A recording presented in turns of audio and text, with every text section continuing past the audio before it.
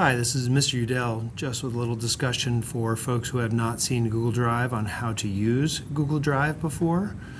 So I'm going to start very basic in case you don't know it at all. But Google Drive is a place where you can save anything that you create in any of the Google products, which would be a document like a paper that you want to hand in, a spreadsheet. If you wanted to create some sort of questionnaire, you could do that, or the last thing that you're likely to make is a presentation with something that looks like a slideshow. Now, there are a few things that you want to do. My Google Drive is going to look very crowded because I've been doing this for a long time and have a lot of folders. When you open it up, it's almost certainly going to look like this, which is they often call your home screen, and they're giving you a list of files that I've used recently that I might want to see. Where we're going to start is over here in My Drive, and yours is probably going to be really empty.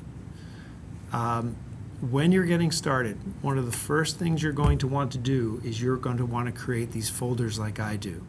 Because if you don't create these folders, you might not need them when you have 3 or 4 papers in here or a dozen papers, things you don't need. After a while, it gets really confusing to find stuff if you haven't organized it from the beginning. And if you organize it from the beginning, it makes your life really easy. You can see some of these I have highlighted. I guess I can get rid of the Corona work. It's been a while since I've used that, but I made it red because at the time I needed to find it all the time. This one is starred, so because I need this to come up for even more often, it's also colored. And if you don't do this, you're going to see some of the mess I have created for myself. These are ones that I just don't need as much, but here they are all through here, and this is probably only, at best 1% of all the files that I've made, but they're just down there in a mess because I haven't cleaned them out in a long time. And you don't want that to happen to you. And again, I probably don't need those things as much, which is why I haven't done it. So the first thing you're going to do that I would recommend doing is I would go over here and I would make a new folder, and I might call that folder, why don't we call it English class, 9th grade. Or you can just make an English class and use it every year. You can make an English class and make another folder under there. And then you're going to go ahead and create it. Now, it's not going to apparently show up very quickly, although there it is. Okay, it did show up relatively quickly because it changed the organization. It does. You can set them in alphabetical order. Now the last one is the S, the other way around. Okay, it brought me down to it. So here is my English class folder. Everything in here is brand new. So now the next thing you want to do is you might want to figure out, how do I create a document? How do I make things in here? So again, if you are writing a paper for English, 9th grade, it's easiest to come into this folder, say new Google Doc from a blank document. All right, so lots of kids just get in and they start typing. This is probably a bad idea. One of the first things you want to do is you want to give it a name, because right now it's called untitled document. And everything you create will be called untitled document. And if you don't give a name, after a while you're going to have 37 untitled documents, and it's going to be really difficult to figure out which thing is which. So why don't I just call it my first, just making that up. If Mrs. Rotz or some other teacher, Mrs. Pulaski, is maybe your social studies teacher, gives you a paper and said, this is our first reaction, and again, if it's on something, maybe it's on colonial food, I don't know. But you could put any title in there to make your life easy, and then you can just start typing your paper down here, and it's there. And we'll notice now, if I go back to my Google Drive, and I'm in my 9th grade folder, there is my first reaction paper on colonial food, which doesn't sound like necessarily an English project, but it's the name I came up with.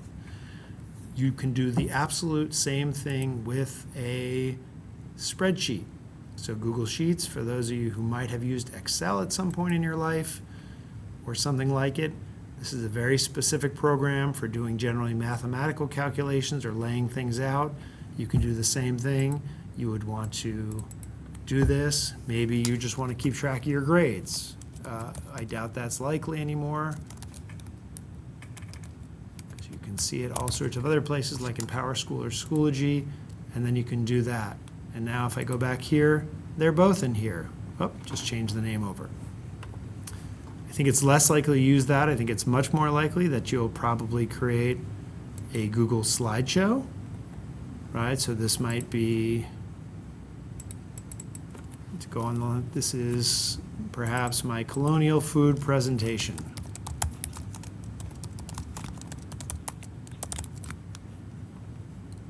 Right, and then I would start building my presentation from there. First, please unlock your phone.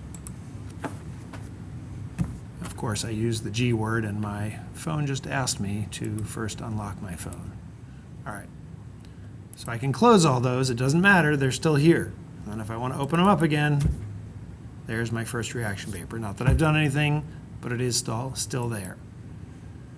Now, what happens if I created this grade calculation? Let's go back to my Google Drive. We'll go back here to my drive, and let's also make a social studies class folder.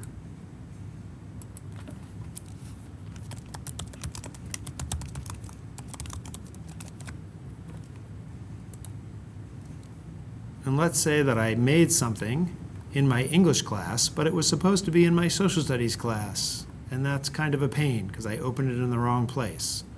Well, I can go back to my English class, and there are lots of different ways to do this. I don't know if that's behind my video like it is for you. Let me see. You can organize it by moving it right here if you wanted to.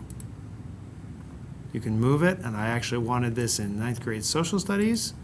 Now it will disappear from English class, and it will show up like magic down here in my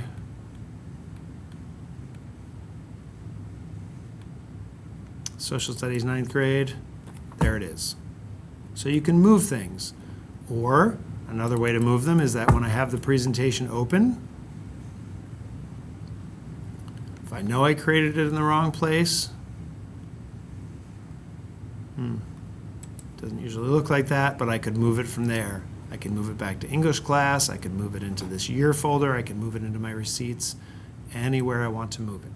So this is how you create a folder to organize, how you create documents or slideshows or spreadsheets, and how you move those things. And again, you want to name them every time you open them.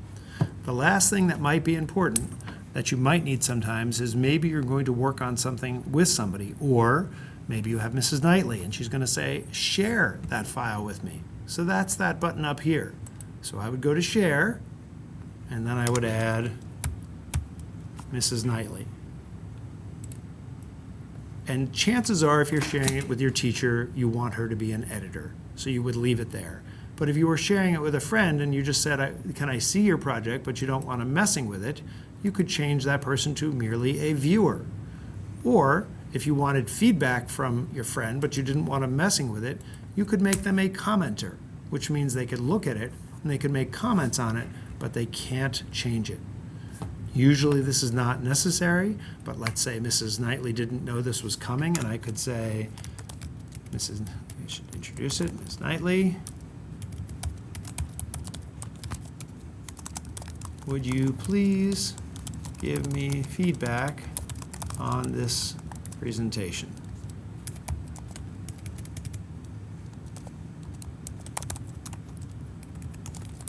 Thank you.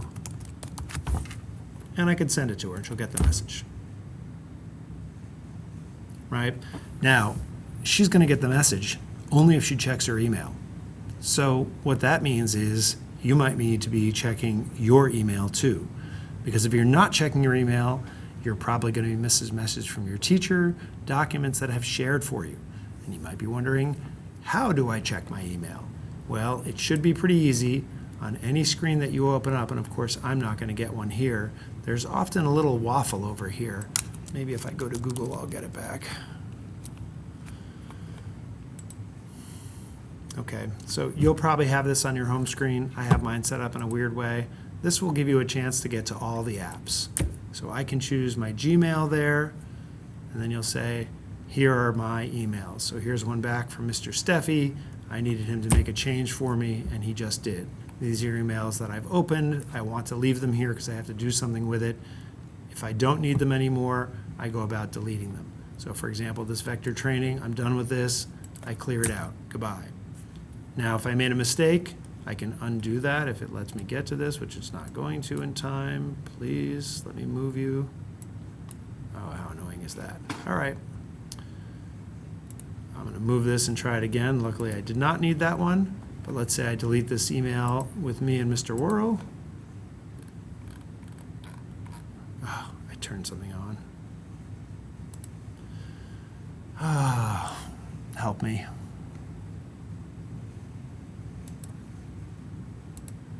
Okay, let's say I want to delete this email from Mr. Worrell, and I delete it. And oh, I didn't mean to delete that. I can undo it. Also, there's a thing, if you don't want something as permanently deleted, if you archive it, it will get out of your inbox, but it will be much easier to find in the future. If you delete it, 30 days it's gone. If it's something I might want to see again, you can archive it. So that is just a little bit about Google Drive, creating documents, sharing documents, organizing documents, and just a little bit about your email.